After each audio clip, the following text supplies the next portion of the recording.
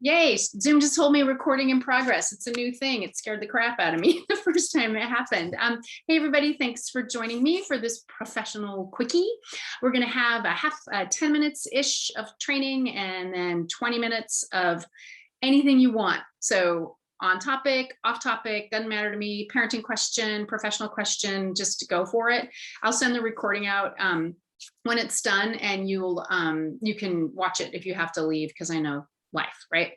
Okay, so I'm just going to start with sharing the old screen because I don't like slides, but we're sliding. Oh God, look at that. Oh geez Louise, hang on, sorry people. Let's get to the beginning, right? We go. Okay, so we're going to be focused on typical sexual behaviors in kiddos who are basically in 3rd to 5th grade. So we're looking at 8, 9 to 11-ish.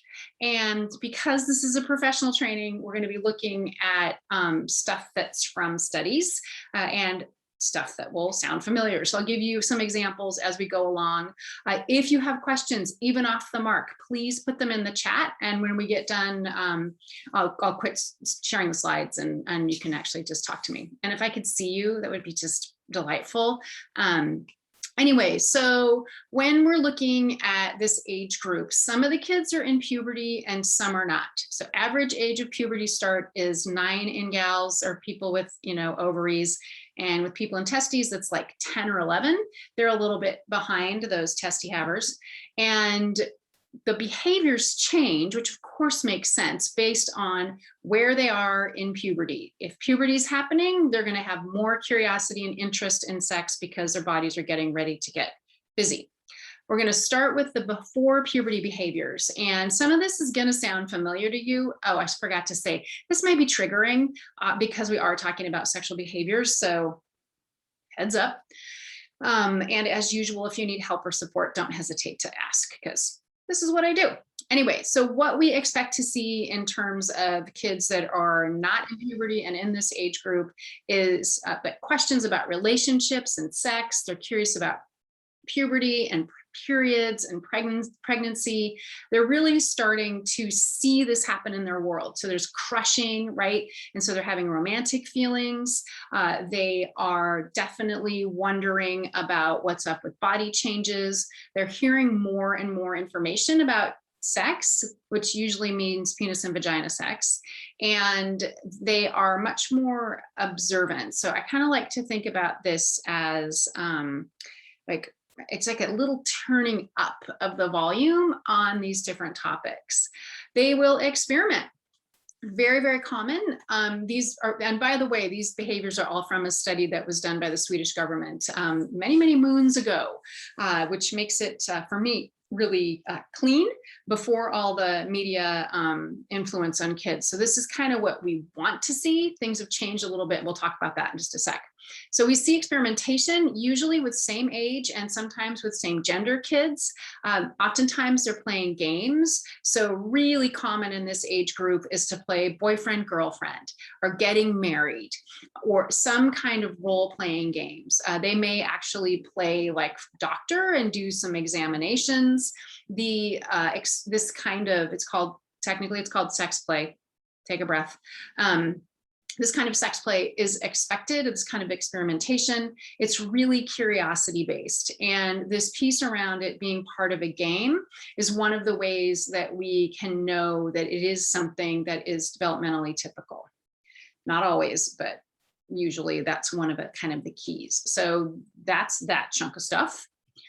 Next up with these kiddos, before puberty, there may be some kissing, usually in practice. There may be some touching. Again, it's experimental. They're curious about, what other people's parts feel like or look like. There is that sense of maybe experimenting in terms of some sexual stuff.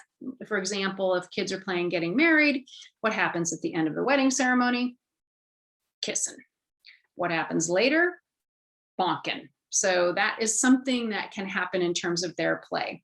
Flashing, like I remember one mom saying to me, I'm looking up at the school bus and what's going on? This 5th grader has dropped his pants and we're getting his butt cheeks pressed up on the window. very common. And then back to this role-playing game piece. So these are the things that we expect. And by the time they are definitely, in the third, fourth grade, they know that you masturbate or touch your privates in private. It's not a public behavior. And actually, I'll give you a little red flag story in just a minute. So these are the things that we expect to see in kids before they're in puberty. And then when they get into later elementary school, we see what you would expect is an increased curiosity in sexual materials and sexual information. So they start to get more curious about what sex is and how sexuality works. They want more information. They are usually oftentimes being exposed to porn at this age and stage. Average age of porn exposure is 9. And so when it says curiosity about sexual materials, what's happening, that used to be, like for me, I'm 54, finding magazines and reading, starting to read naughty books. That still happens, the books, but not the finding magazines. Now what happens is that they'll hear something from a friend and they'll Google it. And where that ends up for pretty much everybody. And this is their curiosity is increased. And if you're not having open communications in your family about this, they're going to go to the internet before they're going to go to you, or if they don't have books and things, they're going to hit the internet. Anyway, we expect to see this increased curiosity. We expect to see more questions about this part of life. And the questions and the curiosities are more sophisticated. It might be things like, why do people look at pornography? Why am I having these feelings? What happens when people have sex or decide to have sex? They're getting more information about what's an orgasm, how does this feel good, different kinds of relationships, right, and sexual behaviors. So what does it mean to be gay? Am I straight? We'll talk about that in just a second. They're getting more and more information now. So they might hear about blowjobs, right? And then they want to know what that is. And then they will ask their friends, or they'll Google, or if you're really lucky, they will ask you if you're parenting. They'll start using sexual words and talking about sexual acts. So this is going to sound, you'll hear some swears, and you'll hear, you're not going to hear vulva and penis, you're going to hear dick, and you might hear the C word, and you might hear, pussy and slang for sex stuff. They will also, if they know about sexual acts, they're going to talk about them. Just a little story, try not to freak out. There were 3 kiddos at a Boys and Girls Club, 2 people with penises, 1 young gal, and they were all in the 4th grade, and they're standing around and they're talking, and the staff person looks over, and here is one of the boys on his knees in front of the other boy, right, with his face in his crotch.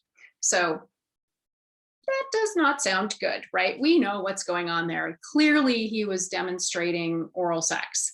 And that poor staff person had to deal with that. Anyway, long story short, the boy who was doing the demo had seen porn several months before, and they were talking about, what that is. And I don't even know if he knew the words. I don't remember, but they were discussing this, and then we got a little safe, relatively speaking, demo.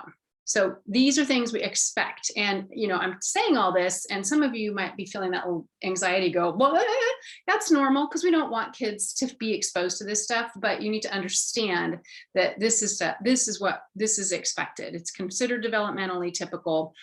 Now the content is, what they're talking about is more advanced than it was 20 years ago. Other things that are happening, they have curiosity about genders and sexual orientation. They're wondering and beginning to wonder about their gender and starting to understand their own gender identity and also their sexual orientation. This is something that we see more a little bit later into like 6th, 7th grade, 12, 13, 14. And, I live in Seattle, so there's lots and lots of curiosity and exploration around gender and sexual attractions and orientation. I'm lucky to live here. Kids who are not cisgender, which means that their gender assigned at birth matches their parts, have lots of support here, and families tend to be a lot more open to this. Anyway, in this age group, you need to understand that this stuff is coming up, and because they are on the interwebs and they're communicating with each other, way more information about this than anyone ever had. And this is also a cultural shift. This is not in the data that I'm using. It's not there because we didn't talk about it. We didn't think about it. And even though we know that kids are sexual beings and we know that kids develop, sexually, their sexuality develops, this was not considered part of that. But obviously it is. It is. And, we learn more stuff, things change. So questions about gender, questions about sexual orientation, and then beginning to, some kids just know I'm gay from the get-go. Some kids don't, and they discover this. So you expect to have some questions, curiosities about this as well. All right, and then their experimentation increases. They may try making out. So it's more kind of teenager-y, but it's not a regular thing. Like they might try making out and just 1 or 2 times if they're dating someone. And again, even though we don't, I'm not down with 11-year-olds, making out, or even sometimes they'll test drive oral sex. Like I'm not good with that, but it's also something we can expect. So if we know that's happening with the kiddo, conversations definitely need to be had.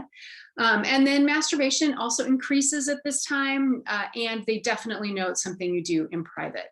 An example and remember, if you have questions, just get them in there, because remember, we're done in 15. An example of a kiddo that actually needed some help is there was a 10-year-old boy. He was in the 4th grade, and his teacher noticed that every day at silent reading time, that kid's hand went down his pants. And she thought, that's not typical. Talked to the 3rd grade teacher, who said, oh yeah, he did that all year long. And the new teacher knew that that was not a typical behavior. Kids know at this age that you don't touch your junk in public. And it turns out that he was doing it to self-soothe and just needed a little help with some behavior correction and anxiety. That is a moment when you have a kid that's doing that you can look at that and just kind of intuitively think, oh, that's not right. But then taking the next step and making sure that kiddo gets help, because he was anxious. And masturbation calms everybody down. It feels good. You get a big endorphin hit, and it's self-soothing. And before people are solidly in adolescence, most of the time, they're masturbating because it feels good. It's super fun to have an orgasm. It's calming, it's self-soothing, and there may be some sense of the other or something more adult-like sexualized involved in that, but that doesn't tend to happen until they're a bit older. And everybody's different, right? Everybody is different. Some kiddos are getting busy in their heads with whomever or whatever. And right now, because of the amount of porn exposure, kids are getting sexually stimulated by stuff that is so not okay for them to see. And, I have to talk about porn all the time now. But one thing you need to understand is that most kids, when they see it, they hit that X and don't go back to it. They know it feels creepy to them. It can be upsetting. It can be confusing, and the majority of the time they are out. They don't watch it again. But some kids do and get compulsive about it. And you may or may not notice behavior change if you are observing kids, especially if you're in a professional capacity. You see groups of kids, and like the staff person at the Boys and Girls Club who's watching the kids and sees this private conversation, you might get information that way. You're going to overhear stuff. So you've got a 10-year-old who's talking about BJs and using grown-up slang for parts and talking about sex acts, then you can pretty much guarantee they've been porn exposed. It used to be that I had porn exposure as porn exposure impacting sexual behavior. That was not very high on the list. Now it's the first place I go.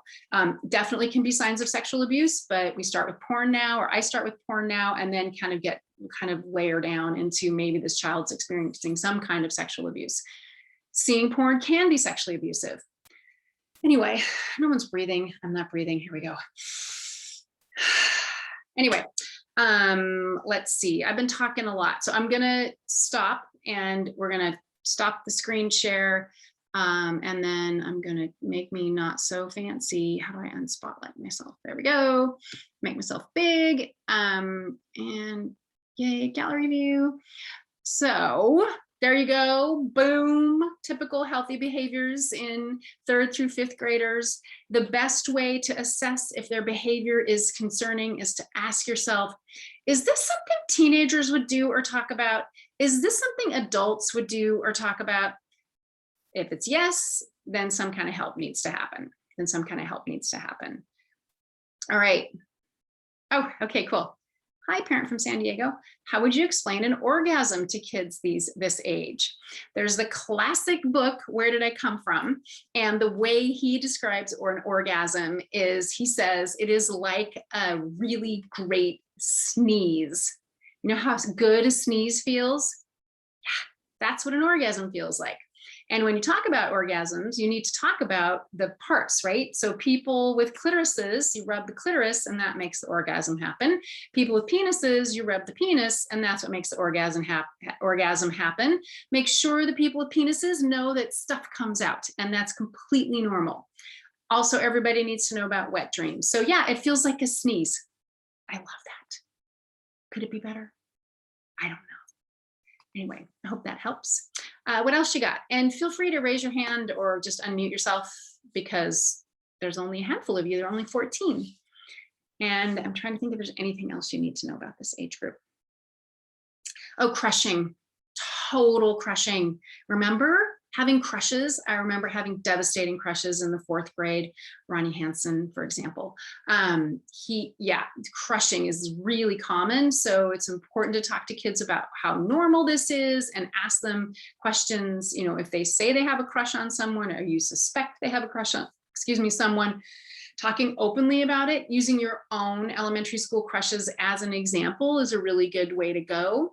And one of the things that sometimes parents ask me with younger kids is, you know, if they're boyfriend, girlfriending and they're 5, one of the things that I recommend that parents do is ask them, and do this with older kids, what do you like about that person? And you may not get any farther than they're really cute or they're funny. And it's important to lay down the information that it's really important to be friends with the person you're having a romance with. And, you know, crushes can be devastating. My devastating crush on Ronnie Hansen, it was never requited. It was very sad. And then it turns out he's kind of an asshole. So maybe in the long run, it was a good thing, but definitely talking about crushes. All right. Oh, Yolanda, the book I mentioned, it's called Where Did I Come From? It's a classic from the 70s, but there are better books now. It's So Amazing is the book that I recommend for this age group. Here, I'll pop it in here.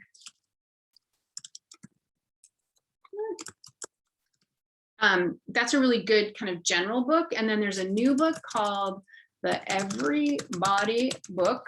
That is LGBTQ and gender different kiddo friendly. It's a really great companion to It's So Amazing. It's the first book that's for kids, for LGBTQ kids.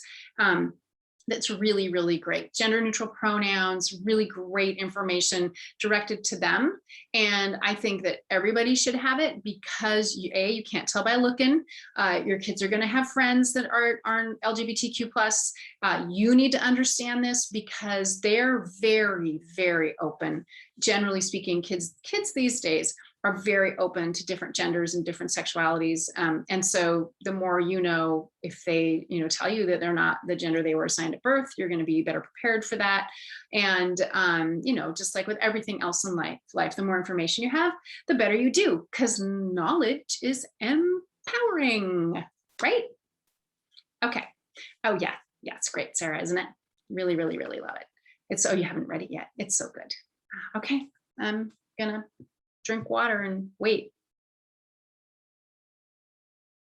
And anything goes. So if you have a parenting question or question about a kiddo's behavior, it doesn't matter. I'm just here now at your disposal.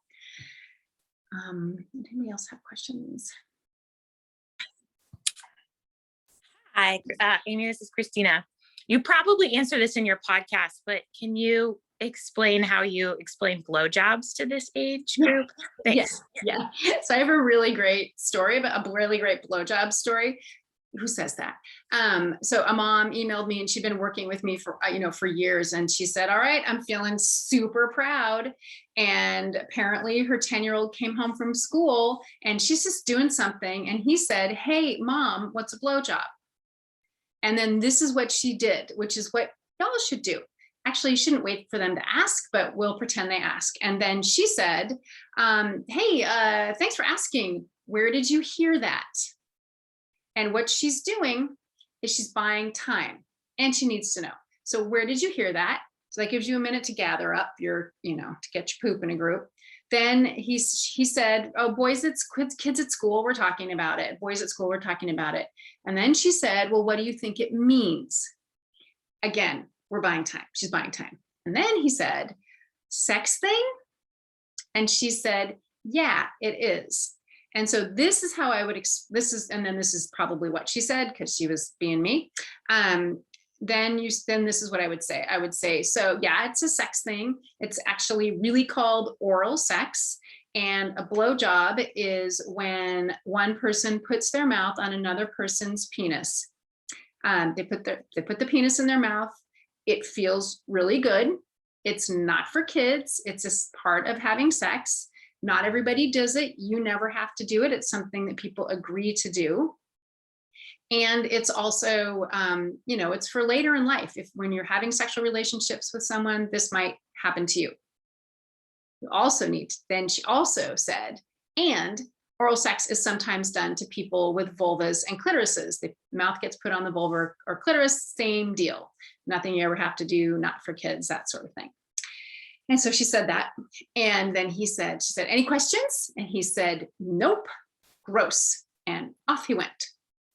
So you see how simple that was? You don't have to explain like, and then you're not the, the Kama Sutra, right? You are not that kind of sex expert for your kid. So just basically what it is, what your values are about it, if that's, in there, and then any kind of limits, which is that part about it. It's not for kids. You never have to do this. It's for later in life. It's part of doing sex, and it is sex, right? Because its last name is sex. So does that help? Any clarification, questions, or anything like that? That's great as well. Yeah, just also the tip of starting with a question. I think you've shared in other podcasts, sometimes they're asking you something that's not really what they're asking. And so if you clarify what they said. So yeah, that was really helpful. Okay, good. Yeah.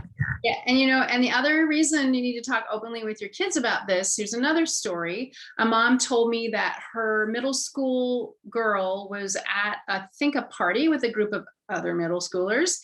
And there were the socially powerful girls and her daughter, and she was, I think, just new maybe, or just kind of trying to get in with the socially powerful girls.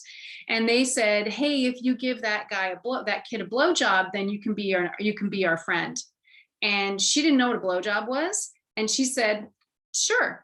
And then I can't remember how it came out, but the mom found out and said, well, do you know what a blowjob is? And the daughter said, well, has to do with blowing something. And the mom's like, well, no. So that's another reason. So because if she knew, and she was young, like it was like 6th, 7th grade, if she knew and those girls said, give this kid a blowjob and you can be our friend, there's probably going to be a little bit of, especially at that age, 14, that gal might say, sure, yeah, I want to be your friends. I can do this thing. Because, as y'all appear to be, whoever you are, that this is the thing, right? This is the thing. All right. Thanks for the blowjob question. Always get more than you asked for. All right. Our kids have been in remote school this whole year. I feel like they have not had as much peer influence on sex things. I haven't heard very much from them. My 5th grade girl's very interested in reading the It's Perfectly Normal book. Yeah, that's totally fine. It's going to feel like a lot. but better than not having enough. And if she'll read some of it with you, it's a really good place to connect and have some conversations. A couple other places to kind of add in information is amaze.org. They have really great, that link's not going to go, but amaze.org has great videos for kids about just about everything related to sexuality. They're really terrific. It's a really terrific website. Using those to kind of add in what they're already learning. There's another site called Everybody Curious. I'm an advisor on their board thing. It's like classroom with two really great sexuality educators, and they're like in a classroom of 5th graders or 6th graders, and they're teaching different things. It's really fun. They have some experts come in, also really good. So it's a TV show. It's a TV show, and also good, for you too. Instead of popular girls, you used a different term. I think I said socially powerful. Right? You remember them, right? Sure you do. I know you do. I know you do. In the same boat here, perfectly normal with a 5th grade boy, 7th grade past year, led to further conversations. Yeah, that's awesome. Thank you. Yeah, I love hearing that, right? Books are our friend. They kick the door open. And even if your kiddos are not willing to read, you can still get the books and read a section and say, I'm reading It's Perfectly Normal, and here's a section about erections, and then just spout whatever off about it. Like, they need to know if you have a penis, you're gonna get an erection for no reason. I always tell kids that it's practicing, right? It's practicing. It'll go back down. Part of being in puberty. Random acts of senseless boners. It's just part of the deal. And everybody needs to know, people with penises, people without penises, because it's really nice for people without penises to just have a little like, oh yeah, that's a thing that happens, and maybe have some skill around like pretending it's not happening. And same thing with periods. Everybody needs to know about periods, and boys in particular, people who don't have periods, should know that sometimes girls will have their period and the blood will soak through their pants, or they won't have a pad or a tampon, because especially in early days, period is not really consistent. It takes a couple years for it to really settle into its pattern. And so just coaching your boys that this sometimes happens. If you ever see this happen to a friend, if you can be right there with a jacket or something and say, hey, my friend, you need this around your waist, period.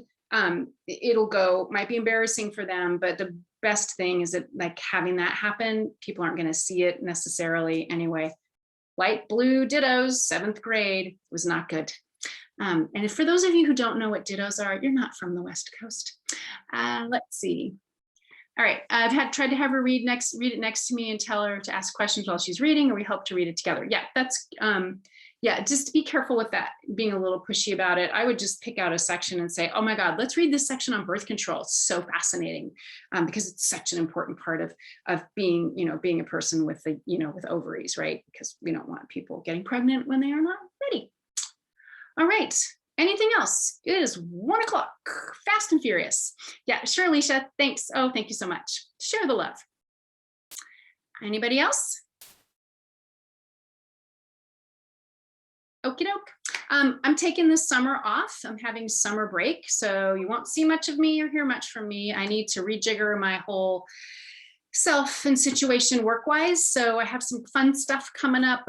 We will start back with the professional quickies in I think September, and I think I'm on schedule to do red flags and warning signs in adults. So keep an eye out for that. I may actually break that up into several. It's because it's so important. And if you work in an organization, if you work with kids and you think that this kind of training would be helpful, will you please reach out to me, send me an email. You can just reply to the recording email, and maybe we can figure out how to get me in to do some broader training than just these little nuggets, these little quickies. Okay, have a great afternoon. And thanks so much for being here. I always love teaching.